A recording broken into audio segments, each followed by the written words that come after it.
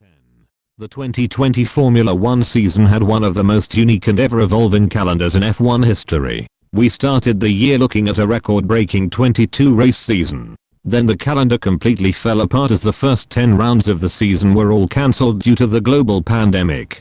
Many questioned if there even would be a Formula 1 season in 2020 at all, but thanks to the hard work of everyone in Formula 1, a 17-round season was able to go ahead with a calendar that saw the appearances of many new and returning tracks such as Mugello and Portimao joining the calendar as substitute races to those that couldn't host a race in the 2020 season. While it was incredible to see Formula 1 cars race at these circuits, there was actually a few more substitute races that very nearly made it onto the calendar in 2020, but just missed the cut. So in this video, we will discuss these tracks and find out why they never made it onto the 2020 calendar. For a while, it looked like the German Grand Prix at the Hockenheim Ring would be one of the most likely reserve venues to take a place on the new 2020 calendar. Earlier in the year it was believed that Hockenheim would even hold 2 Grand Prix if the races at Silverstone were unable to go ahead due to British lockdown laws. But after Silverstone was given the all clear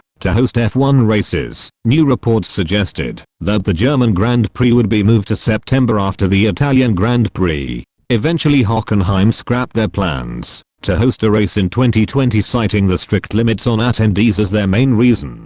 Hockenheim's slot was instead given to the Nürburgring, who hosted the Eifel Grand Prix in October. 2 reasons as to why the race was called the Eifel Grand Prix and not the German Grand Prix was that the AVD Auto Club, who owned the rights to the German Grand Prix name, were not involved in the Nürburgring race. Managing director of the Nürburgring, Mirko Markford, has stated that they wanted to give back to the Eifel region by naming a Grand Prix after the region.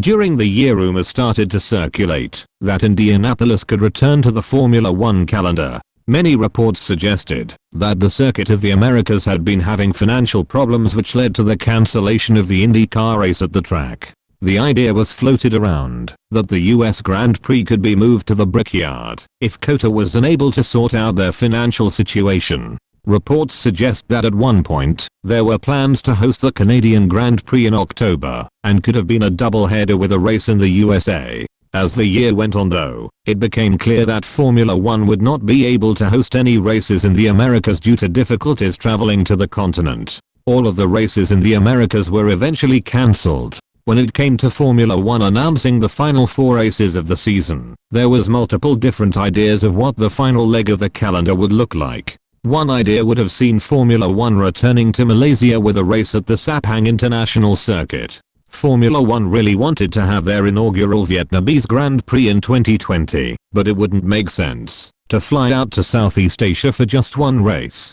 So had the Vietnamese Grand Prix gone ahead, we would have seen it, and the Malaysian Grand Prix host the 14th and 15th rounds of the season. Sadly, as the year went on, it became clear that the global situation wouldn't improve enough for Formula 1 to host races in Southeast Asia, leading to these plans being scrapped. Another idea suggested was that Formula 1 would host a second race in Spain, with Jerez hosting a Formula 1 race for the first time since hosting the season finale back in 1997. However, these plans were also scrapped in favor of a second race in Bahrain with the Sakhir Grand Prix. Interestingly, there was a lot of speculation as to what layout the Sakhir Grand Prix would use. Originally it seemed that they would just use the same layout as the Bahrain Grand Prix. Then it became clear that a different layout would be used. Some rumors over the year suggested that the endurance layout would be used for the first time since 2010, but in the end the Sakhir Grand Prix used the oval-like outer layout, which became one of the best races of the season.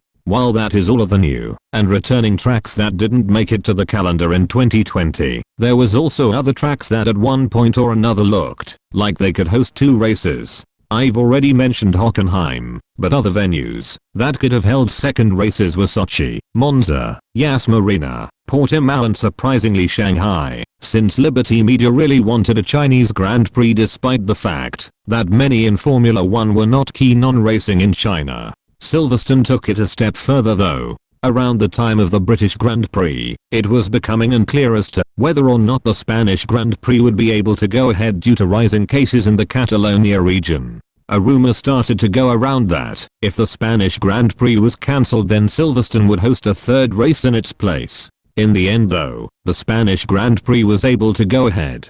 There was also some speculation on Silverstone using a different layout for the second race, like what Bahrain did with the Sakhir Grand Prix. Some fans suggested using the old layout last used in 2009, and there was even rumors of using a reverse layout. In the end, neither of these layouts were ever able to go ahead due to safety reasons.